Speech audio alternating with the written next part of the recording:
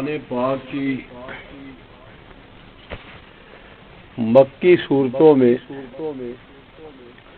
زیادہ تر اللہ تعالی مسئلہ توحید بیان فرماتے ہیں اور اس کے بعد عقائد میں قیامت کا ذکر فرماتے ہیں۔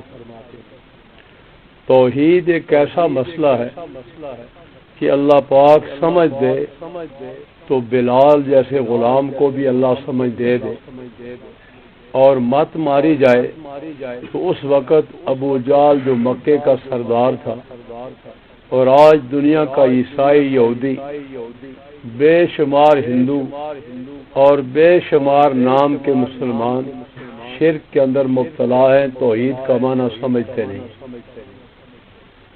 اللہ تعالیٰ مسئلہ توحید اس انداز سے بیان فرماتا ہے کہ بقول شیخ القرآن رحمہ اللہ کے کہ 2 دنے 4 میں کسی کو شبہ ہوتا ہے، اس میں شبہ نہیں ہوتا ہے۔ یہاں اللہ تعالیٰ ایک سوال کر رہے ہیں، وہ ساری دنیا کے مشرکوں سے ہے۔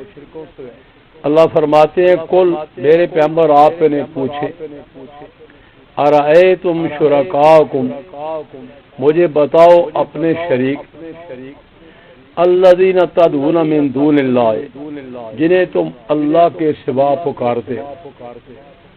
دیکھیں یہودی عزیر علیہ السلام کو پکار رہے ہیں، عیسائی عیسیٰ علیہ السلام زندہ اللہ کے نبی ہیں جن پر وفات نہیں آئی، مریم صدیقہ ان کی والدہ کو پکار رہے ہیں۔ ہندوستان کا ہندو بے شمار دیوی اور دیوتا جو ان کے خیال میں کیا تھے بزرگ گزرے تھے، یہ ان کے نزدیک مہاتما بدھ، گوتم بدھ، جین مت وغیرہ سب بزرگ گزرے ہیں، ان کو پکار رہے ہیں۔ اور اس کے علاوہ ہمارے مسلمانوں میں سامنے پتہ ہے کہ شیعہ حضرت علی رضی اللہ عنہ کو پکارتے ہیں، حسن و حسین کو پکارتے ہیں، 12 اماموں کو پکارتے ہیں، اور جاہل مسلمان رسول اللہ صلی اللہ علیہ وسلم کو پکار رہے ہیں، پیروں فقیروں کو، مرے ہوئوں کو پکار رہے ہیں۔ اللہ تعالیٰ ایک سوال کرتے ہیں، میرے پیغمبر آپ پوچھے مجھے بتاؤ اپنے وہ شریک جنہیں تم اللہ کے سوا مصیبتوں میں پکارتے ہو، کیا بتاؤ؟ ارونی ماذا خلقوا من الارض، مجھے یہ تو دکھاؤ زمین کا کون سا حصہ انہوں نے پیدا کیا ہے، دنیا کا کوئی ملک، کوئی ضلع، کوئی صوبہ، کوئی گاؤں انہوں نے پیدا کیا ہے؟ ام لہم شرک فی السماوات، یا یہ بتاؤ کہ ان کا آسمانوں میں کوئی حصہ ہے؟ ظاہر بات ہے کہ کس نے ساری چیز خود پیدا کی ہوئی ہے، وہ کسی کو کیا پیدا کر سکتے ہیں؟ ام آتیناہم کتابا، کیا ہم نے ان کو دیا ہے کتاب؟ فہم علی بینۃ من، پس وہ اوپر واضح دلیل کی اپنی طرف سے۔ قرآن ایک سوال کرتا ہے،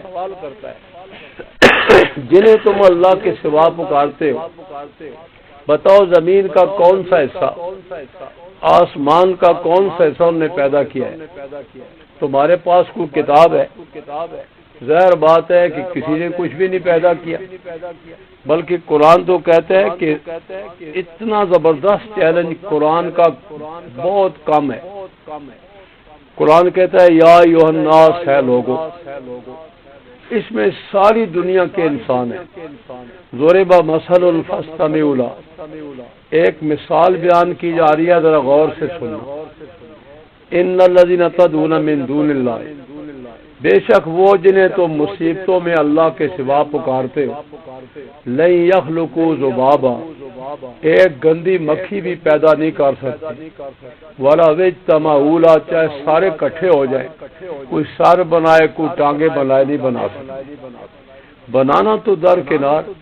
وہی یسلبہم الذباب شیئا، اگر ان کے دسترخوان سے کھانے سے مکھی کوئی چیز لے جائے تو لا یستنقذوہ منہ، اس سے چھڑا بھی نہیں سکتے۔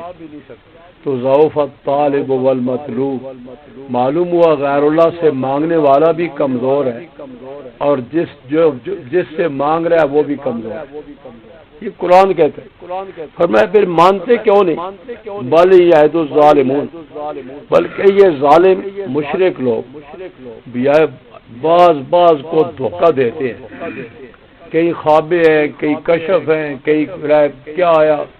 اب شیعہ کے آپ جائیں نا، آواز آئی، خواب آئی، آگے جھوٹ کا راوی دریا راوی چل پڑا، ایسے ہی سب لوگوں کے یہاں۔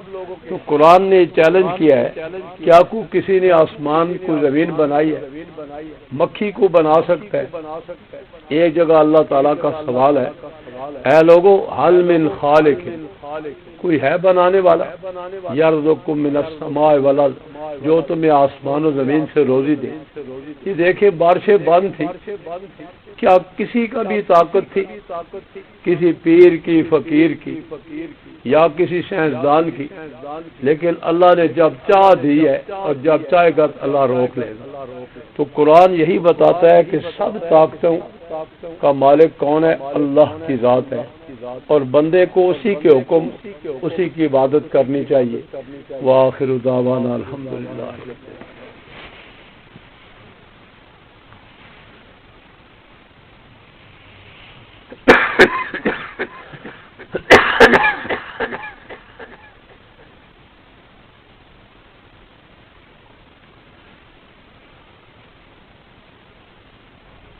دعا کریں اللہ جتنے ایمان والے جا چکے ان کو بخشش نصیب فرمائے۔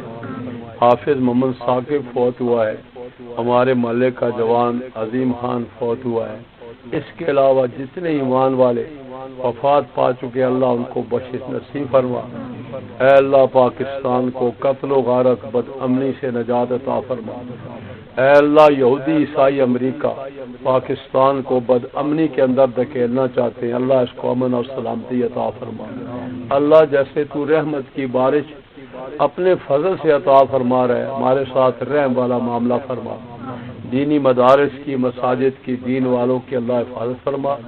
ربنا تقبل منا انک انت السمیع العلیم وصلی اللہ۔